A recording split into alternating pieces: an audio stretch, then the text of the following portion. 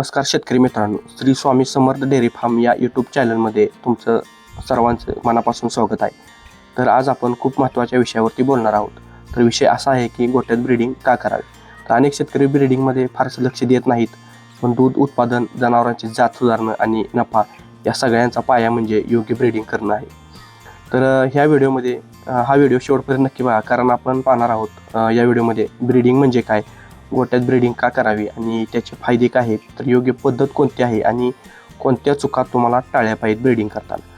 तर पहिल्यांदा आपण ब्रीडिंग म्हणजे काय, तर चांगल्या प्रतीच्या वंशाचा वापर करून जनावरांपासून अधिक दूध देणारी, मजबूत आणि आजाराला कमी बळी पडणारी पिल्ले तयार करणं.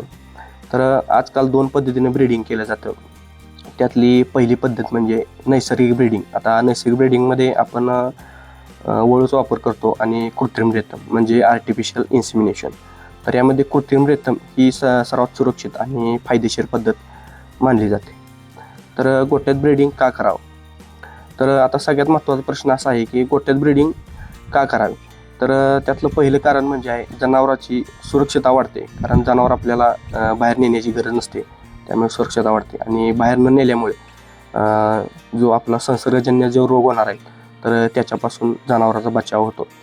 तर वेळ आणि खर्चात पण बचत होते आणि तुमचा योग्य वेळ साधता पण येते. म्हणजे हीट पिरियडमध्ये लगेच ब्रीडिंग करता येते, त्यामुळे गर्भधारणा पण चांगली राहते किंवा होते.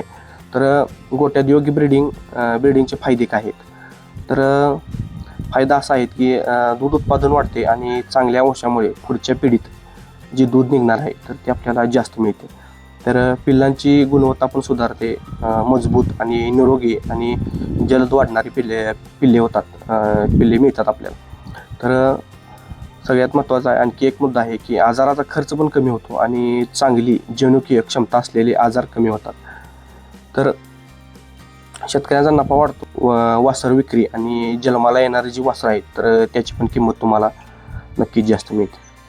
तर आता योग्य पद्धत आपण पाहूया. ब्रीडिंग तुम्हाला कधी केलं पाहिजे, हिट ओळखण्याचे खूप महत्त्वाची हे पद्धत आपण या व्हिडिओमध्ये बघूया.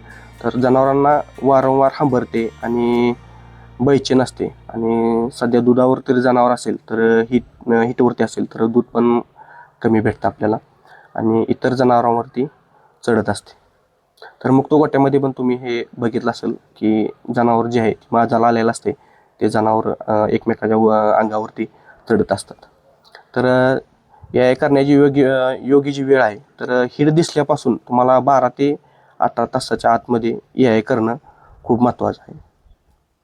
त्यामध्ये तुम्हाला 50 ते 60% चान्सेस वाटतात की तुमचं गर्भधारणा राहते 12 ते 18 तासाच्या आतमध्ये तुम्ही केल्यानंतर. तर चांगल्या प्रतीचे वीर्य वापरा आणि सरकारी आणि ज्या संस्थेवर तुमचा जास्त विश्वास आहे त्या केंद्रावरूनच तुम्हाला सिमेंट खरेदी करायचं आहे.